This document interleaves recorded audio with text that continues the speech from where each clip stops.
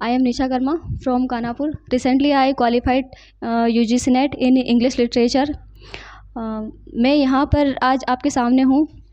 इसके पीछे की जो जर्नी है वो मैं आप लोगों से शेयर करना चाहती हूँ कि कैसे मैंने अपने घर से यहाँ तक का जो सफ़र है और जो प्रिपरेशन से लगाकर जो क्वालिफाइंग तक का जो मेरी जर्नी रही है वो कैसी थी। इसके पीछे मैंने बहुत ऑब्स्टेकल का सामना किया है। जैसे मैं एक मिडिल क्लास फैमिली से बिलोंग करती हूँ, जहाँ के सोसाइटी के रूल्स और नॉर्म्स यही कहते हैं कि आफ्टर 12th आफ्टर ग्रेजुएशन किसी भी लड़की की शादी कर देना चाहिए। और मैंने in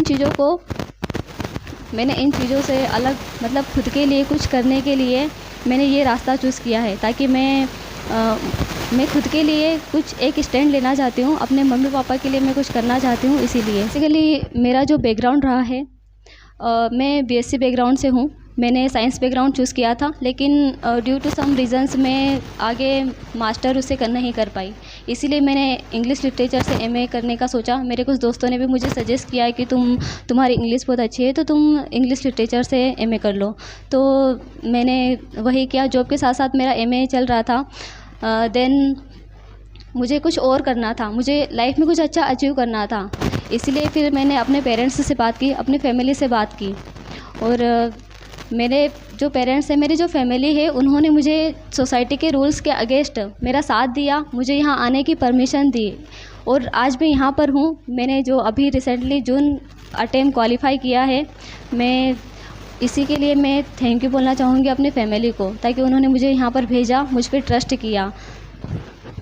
and also thankful for जिस साहित्य क्लासेस, क्योंकि मुझे समझ नहीं आ रहा था कि मैं अपनी जो तैयारी है वो कैसे करूँ। मैं एक मिडिल क्लास से फैमिली से हूँ, इसलिए मेरी फाइनेंशियल प्रॉब्लम भी बहुत ज़्यादा थी। इसलिए मैं यहाँ पर आई तो मैंने पार्ट टाइम जॉब स्टार्ट की। देन मैंने सर के पास कोचिंग क्लासेस ज्वाइन की, ताकि मैं अपना जो खर्चा है वो भी चला सकूँ और कोचिंग की फ़ीस भी पे कर सकूँ। Then one day I meet G sir. मैंने उनसे अपनी जो सारी बातें थी, जो अपनी कंडीशन थी, वो सर के सामने रखी। सर से अपनी पूरी जो भी स्टोरी थी वो शेयर की। सर ने मुझे गाइडेंस किया कि आप ये 4 मंथ के लिए, मैंने मिड मार्च से कोचिंग क्लासेस ज्वाइन की थी।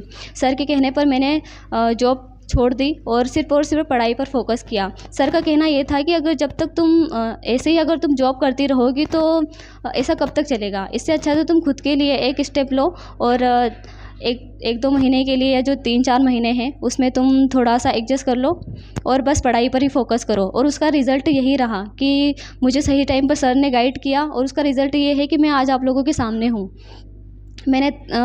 मुझे 4 मंथ मिले थे एग्ज़ाम प्रिपरेशन के लिए, और उसी में मैंने अपना नेट क्वालिफाई किया है।